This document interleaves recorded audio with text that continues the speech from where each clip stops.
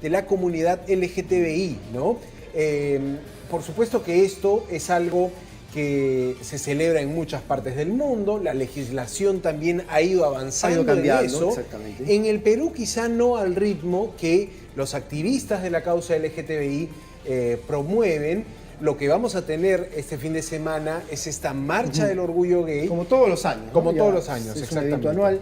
Recordaba una fecha que este año es el centenario de la despenalización de la homosexualidad en el Perú, es decir, en 1924 se promulgó, se dio esta norma, es decir, porque antes era penado, como tú decías, es lo que, como van avanzando los tiempos, en despenalizar cosas que ahora es parte de la, digamos, condición o el sexual de las personas, y más allá de juzgarlas por esta, ¿no? O sea, exacto. Y estás hablando de derechos humanos para muchas personas, estás hablando de una agenda importante que sacan adelante algunos activistas.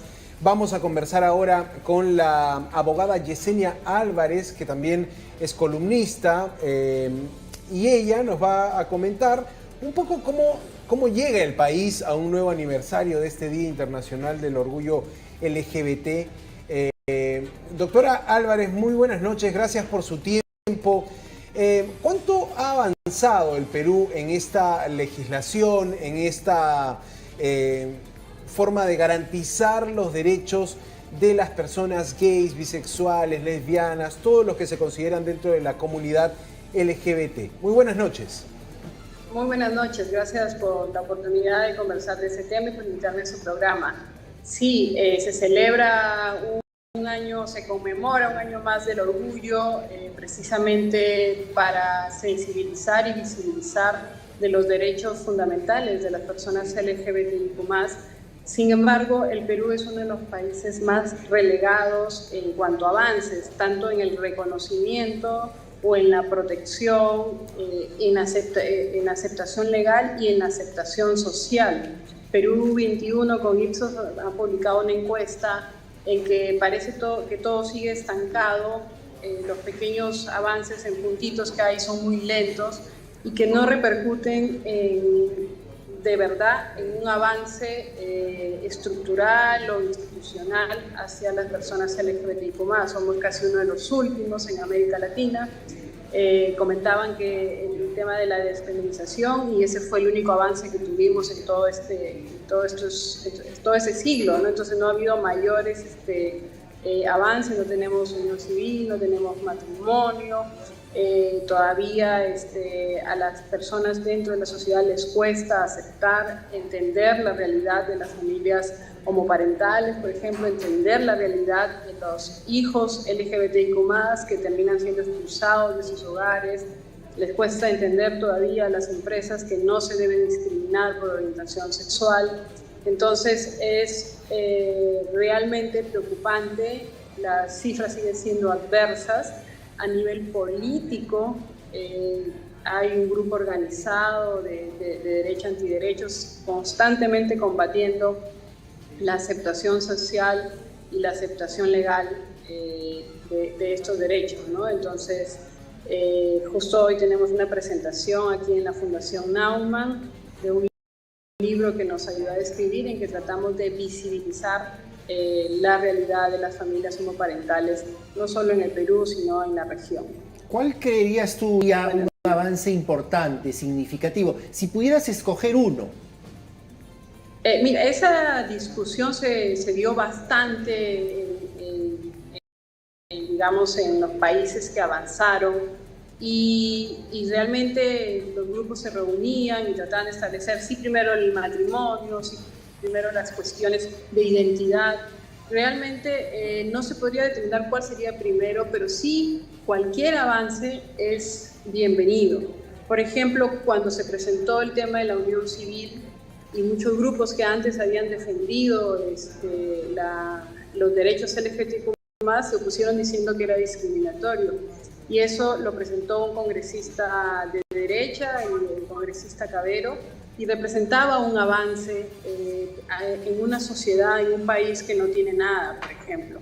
Entonces, en la medida en que se haya un reconocimiento de la unión civil, un reconocimiento de las familias y una protección también, podemos ir avanzando.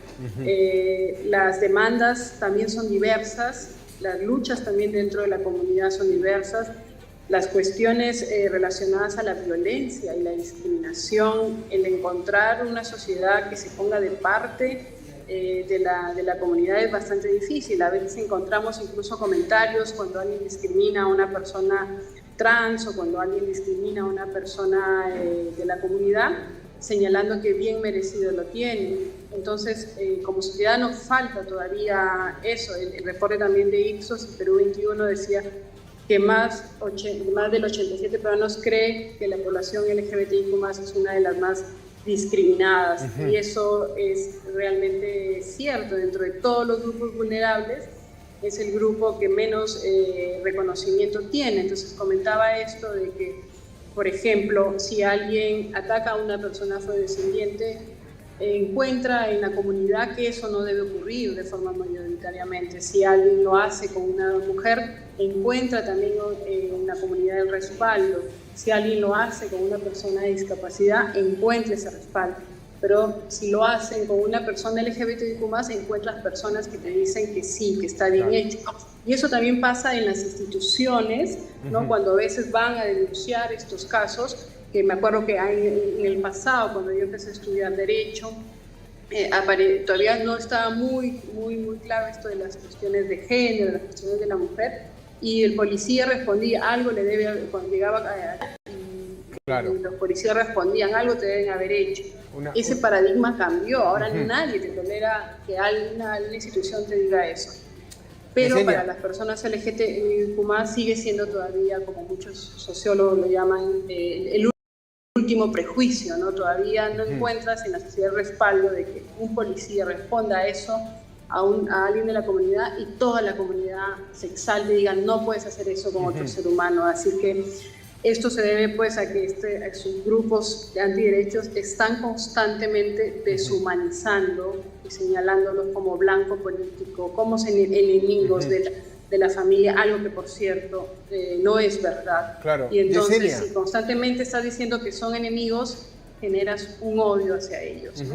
Yesenia, quizá comentar también que efectivamente esto tiene que ver con política nacional, que incluso se pueda asociar a este grupo de personas que van en contra de los derechos de la comunidad LGTBI, quizá erróneamente se los asocia a la derecha peruana, por ejemplo, pero también hay activistas LGTBI en el ala liberal peruana, podríamos decir. Me mencionabas al congresista Cabero como un ejemplo, y claro, digamos, esto no tiene que ver necesariamente con posiciones partidarias, con espectro derecha-izquierda, pero quería ir más al fondo del asunto y preguntarte si algún movimiento político agarra la agenda LGBTI, digamos, Q+.